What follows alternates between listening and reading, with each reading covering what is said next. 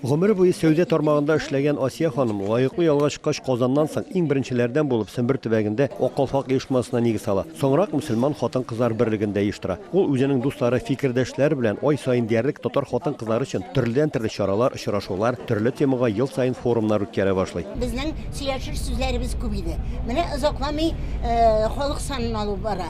Безнең бит әниләр, алар әниләр, монда әбиләр, хатын-кызлар, мөселман хатын-кызлар союзының әгъзалары шушы халык санын алу буенча соңгы көннәрдә булса да тагы да тырышып эшләсеннәр өчен шул теманы алып бардык. Быелгы форум газета, журнал битләрендә гаиләдәге дини һәм милли тәрбия мәсьәләсен яктыртуга багышланган. Шуңа күрә форум кунаклары да матбугат хезмәткәрләре. Сүз уңаенда шунсында әйтик, быел мәгърифәтче, галим Каюм Насыйриның татар календары чыгара башлауына 150 ел тула. Аның эшен дәвам иттерүче Казанның танылган журналисты Фәния Хуҗахмәтова 1994 елда беренче тапкыр китап календар чыгару эшенә керешә. Birinci yıllarda harfini yazdık.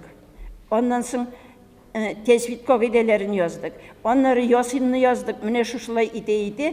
Ул безнең ниндидер дәреслеккә әйләнеп китте. Ульяновск татарларының Өмет газетасы да чыга башлаган беренче көннәреннән бирле татар гаиләсендә тәрбия темасын һәр санында диярлек күтәреп чыга. Максатыбыз инде халкыбызны, милләттәшләребездә милли горурлык тәрбияләү, әхлаки, дини тәрбия бирү үзебезнең милләттәшләребезгә.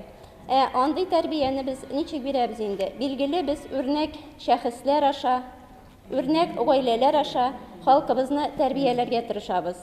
Үрнәк гаиләләргә килгәндә, алар нинди гаиләләр соң?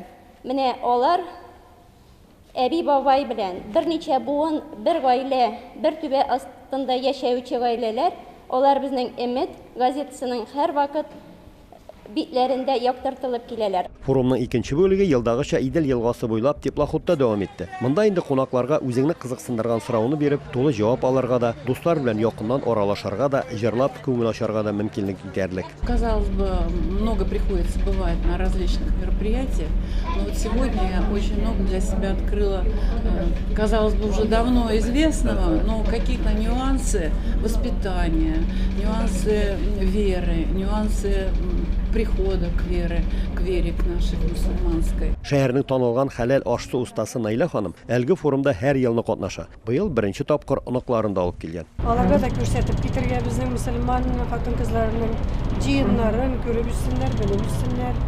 Гыйлемнәр күп нәрсәләр ишеттем, белмәгән нәрсәләрем дә бик күп икән. Форумны оештыручылар белдергәнчә, киләсе елда узачак чараларның байтагы Идел буенда ислам дине кабул итүгә 1100 тулуга багышлап уздырылачак. Аның кысаларында дин белгечләре белән очрашулар, фәнни-гамәли конференциялар уздыру, борынгы Коръәннәр күргәзмәсен ачу кебек чаралар планлаштырылган.